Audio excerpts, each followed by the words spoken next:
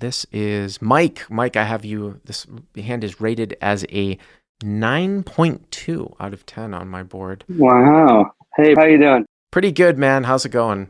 Doing well. So, where is this one played out of? This one is 2-5 at Encore Boston, $1,000 cap. 2,500 cap, Encore, EBH. You had your video up a second ago. I don't recognize you, Mike. We ever played before together? No, Okay. not that I just I've only played 2-5 probably a dozen times. I've been moving up from regularly playing 1-3 there. Okay. What time of day was this at, just by the way, out of curiosity? It's a good question. I think it was a Thursday night. Yeah, I typically play either like during the day on weekends or in the evening on occasional weekdays. I play, maybe 1 or 2 days a week, but hopefully we can overlap at some point. But yeah, this one was Thursday night. Okay, because I haven't played a lot of night sessions there in terms of like how the game differs from the day. But okay, so 2-5, it's a 1,000 cap, and how deep are you? The effective stack is 850. All right, 850 effective. Okay. So pre-flop, there's a straddle on. It's kind of a rare hand where it limped most of the way around. There's about 5 limps, and then it came Wow. to me on the button, and I wake up with ace of hearts, ace of spades, and I go to 50. So there's 5 limps in front. Mm-hmm. 5 limps, hero with ace of spades, ace of hearts on the button. And you go to 50. So actually, I think that's kind of small. I mean, I was thinking about like if it was straight 5-10 and I was even like opening to 30 and I added $10 for each limp, 1, 2, 3, 4, 5. I mean, yeah, I'd be making it at least 75 or 80 here. I mean, I know you're 850 effective, but I probably would raise it just a little bit larger for pure value. I mean, if there was no straddle, right, and there were 5 people that limped in at straight 2-5, are you raising to 25 on the button with aces? No, you're right. I probably would have gone to like 35. Yeah, you double that. All right, so you go to 50. Okay. Yep. And I get 3 calls. UTG, a little info about them. UTG's, he was pretty passive. He called a lot and then would fold a lot to post flop aggression. MP2 called. He was super loose aggressive, kind of a VIP. He had tripled up because he kept shoving mediocre hands pre-flop. He got it all in ace 10 versus kings recently, and then just binked an ace. And so he was sitting with a big stack, but was someone I really wanted to get heads up. And then the hijack was kind of a slightly winning reg, also called. And we got 2 folds. So under the gun, MP2 and the hijack call, and hero has ace, ace, and everybody's got like 800. Mm-hmm. Okay. So flop comes out, queen of clubs, 10 of clubs, 4 of spades. Queen of clubs, 10 of clubs, 4 of spades, and hero with no club, ace of spades, ace of hearts. Okay. So yeah, somewhat scary flop, but I figure I'm still ahead and want to charge draws the max. And so I bet basically the size of the pot, 175. The pot is 200 minus the rake, right? Because it's 4 ways. Yeah. Right. So check, check, check. Hero goes 175. Well, obviously, like in a single race pot on a 2 flush board, we talk about like sizing up. This one, it's so multi-way. The only thing I would think about here, and it's not necessarily conflicting, but this is what you have to battle sometimes, is that you don't want to be so strong that you get like a guy to fold out a queen like from under the gun, like queen jack. I'm not saying that necessarily exists because it's just so strong because you're betting into 3 people. But then at the same time, like in the kind of a fishy setup at 2-5, you want to get as much value as possible from draws and from top pair. So where the reality breaks with theory here is that people don't really like defend super as tight as they're supposed to multi-way. So you're not really ever going to have a guy like fold out a queen. So honestly, like I don't mind it. And now everybody's got 800 going to the flop. You could probably go 150 here, and then if you got heads up, the pot would be like 500, and that guy would have 650 left, and it would be really easy to get like all the money in. I probably would have gone like one, just kind of thinking this, I probably would bet 150. I don't think 175 is like a terrible mistake, but I'm just saying that you can very easily get all the money in from Queen X across these streets because everyone only has 800 left going to the flop, 200 in the pot. Yeah, that makes sense. I guess one of the guys, MP2, had more like 2 or 3,000 in his stack. He ends up folding, so it's not relevant. But yeah, not everyone had 850. Okay. So UTG calls, who is the more passive player. MP2 folds. He was the one I kind of wanted to see heads up. And then the hijack also calls. So both these guys, though, started with 850, right? Yeah. So UTG and the hijack call. Yeah. So now 525, the pot is 725. And it looks like, people have about, 625 left in their stack. So, I mean, you're dealing with about less than one pot size bet as we move to the turn. Mm-hmm.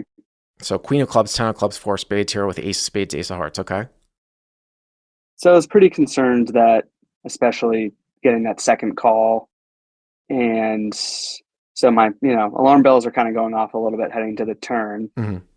Turn's an interesting one. It's the ace of clubs. Ah, the good old ace of clubs giving you top set. That's not a good card for you in the sense that, it's actually, it could be a really, really, really bad card for you, actually. Like, you would much rather see probably a low club here. And that's, of course, because of King Jack coming through. And this is always an interesting one here, too, because I would much, much rather have, and I know where this hand is going now because I remember this is why it's a 9.2. I would much rather have another set besides ace-ace here, especially if it gets to like a future street where you're trying to figure out if you're going to get value. And we'll talk about this moving forward, but it's not only does it complete a lot of draws, like King Jack and clubs, but the weaker parts of their range have to fold out. And there's just not that many combos of aces up because you have 3 aces. Now, it's a little bit weird because you only have about a pot size bet left, but I got to tell you, if it gets checked to you, I'm probably going to check it back.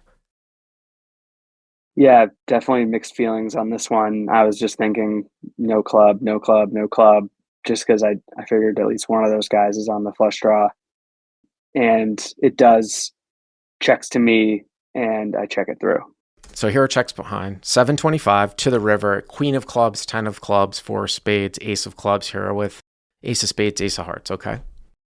River comes out a brick, 5 of spades. 5 of spades, so that is a brick. 5 of spades, queen of clubs, 10 of clubs, 4 spades, ace of clubs. And the river now is the 5 of spades, okay? So both players kind of tank check. They really, you can see they're struggling. They're thinking, it's whether, I don't know if they're thinking about trying to take a stab at it and bluff, or if they should, I don't know. They both seem to take a full minute and check to me. So UTG tank checks, hijack tank checks, and now it's on the hero. What does heroes play here?